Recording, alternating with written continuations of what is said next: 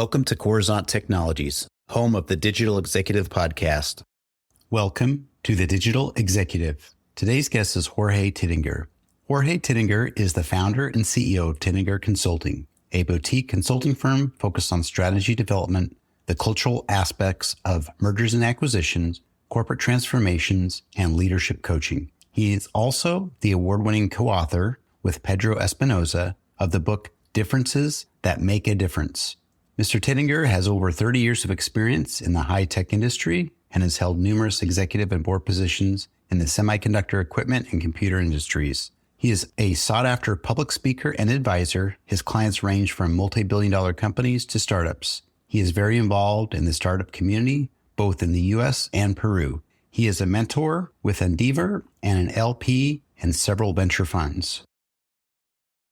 Well, good afternoon, Jorge. Welcome to the show.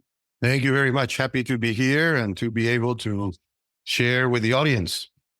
Absolutely. We're excited that you jumped on this afternoon, and let's just jump right into the questions, Jorge. We've got quite a few questions here for you, and we're just excited to hear your story and get it out to the world. So you've got quite the career in technology operations. You were a senior executive, a chairman. Now you're the founder and CEO of Titinger Consulting. Could you share with our audience the secret to your career growth and what inspires you? Sure. So, I think there really is not a secret, but there are certain things that have been very impactful in my career that I think are important for anybody to have a great career. And the first one is to focus on continuing to learn always. I, throughout my career, like to declare myself a beginner and be open to new learnings, new ideas, etc. You have to work hard. I mean, I think that maybe goes without saying, but you also need to work smart. And that sometimes is a little harder to do. I had the luck to play sports at a very, very competitive level. And one of the lessons learned from the world of sports is that it's all about performance, right? So I knew that if I wanted to be a starter, I had to work hard, both on my game and my conditioning, et cetera, et cetera. And that translated into my work ethic when I was working and growing in my career. The third area is to be courageous and jump on certain opportunities. I've seen so many talented people who had opportunities to do something that was risky and they never wanted to take the risk. So, there's that saying, without risk, there's no reward. I believe in that. And maybe one of the most important ones is network. The value of the network is enormous, and your ability to get things done, if you have a strong network, is enormous as well. So I always say, focus on building a network, and that will help you tremendously. And when you do, you need to pay it forward and also pay it back. It's a reciprocal thing to be on a network. And what really inspires me is to see others do well and see others thrive and succeed. And this is why I do what I do today with my consulting work. And, I coach CEOs and I serve on boards, and all of that is, and I built an opportunity to actually contribute my experience and my knowledge to other people and have them do great. Awesome. Thank you. And Jorge, I really do appreciate that. And I like your story. Of course, you had a great analogy and something that was very relatable for our audience. But being in high performance sport at that professional level absolutely equates to what we do in our business and how successful we are. So thank you. And Jorge, what role do you believe innovation plays in the success of a business? And maybe you can provide examples of innovative strategies that have yielded positive results. Yeah. No, it's interesting. My whole career was in tech, right? So in my industry, it's an industry that you either innovate or you get left behind, right? And I'm not kidding when I say in several of the companies that I was in or I ran, if we did not obsolete ourselves every 18 months, we were out of the business, right? So innovation has been hugely important in my business, and I see it in all businesses, right? And even in something that people might think is very simple, let's say a grocery store, if they're not implementing some of the innovative ways to market themselves or to keep track of their products or, how they charge, etc., they're probably going to be left behind. And I do want to make a distinction between sustaining and disruptive innovation and maybe give examples of those two, right? So sustaining innovation is something that,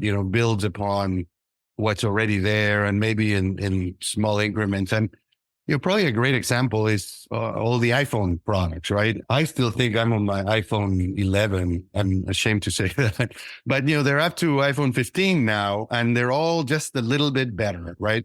But they draw more users, they draw a bigger audience that are buying the products, and all of them have a few more features that are better than the past ones. And disruptive innovation, I think the best example that I can come up with is Uber, right? And there's several like that. Airbnb is another one where they took concepts that already existed, right? And in the case of Uber, for example, taxis already existed, but you had to go stand in the street, haul one down. It was always an issue when it came time to pay, etc. And they took that concept, they paired it with a fully automated front end and back end to order it, to pay, to leave feedback, to book it, etc. And we had a revolution in a business model innovation because the concept of taking somebody from point A to point B was very old. So those are, I think, two good examples of quite successful innovation, but of different types. And I think, most companies focus on sustaining innovation and get lots of benefits for that. But those that really create new opportunities tend to be disruptive. Thank you. And I appreciate you sharing the examples for our audience today. That's just amazing. We can sit here and talk about innovation all day long, believe me. But I love the fact that you are jumping into this field and helping companies out with some of that innovation. So, Jorge, can you share some insights on the most effective strategies for building a high-performance team culture in today's dynamic business environment? Sure. And I love the fact that we're going to talk about culture. I think I'm a big fan of Peter Drucker's quote, that said, culture eats strategy for breakfast. And I truly believe that. And, the times when I've been most successful in my career is when I was either a part of or developed a culture of success and a culture of high performance. And what I'm going to say is culture starts at the top, and it needs to be something that is truly important and embraced by the leadership of the company. Otherwise, it doesn't tend to be sticky. And some of the key things that are important to have a great high performance culture is, there has to be a vision and a mission. What is the North Star for that company, and making sure that everybody is fully aligned with that. I also believe that having stretch objectives is critical, right? If you are driving to mediocre performance, you're probably going to end up being a mediocre company and a mediocre culture. And to have stretch objectives, you must have a culture of accountability and commitment and measurable goals, right? It's, I hope I don't offend anybody when I use this quote, but, in God we trust, everybody else bring data, right? As if you're not measuring something, the chances that gets done are very slim. And I believe there really needs to be an alignment of the structure of incentives to produce the right behaviors in the company that lead you to accountability, commitment, and great results. And when I say that, I mean, both successes and failures need to have consequences. And consequences, most of the time, gets thought of as a negative word, but there needs to be consequences for success as well. How do you really reward the teams that are doing quite well, right? And not just peanut butter rewards across the whole organization. But back to my main point is it needs to be led by the top. It needs to be leading by example. Thank you, Jorge.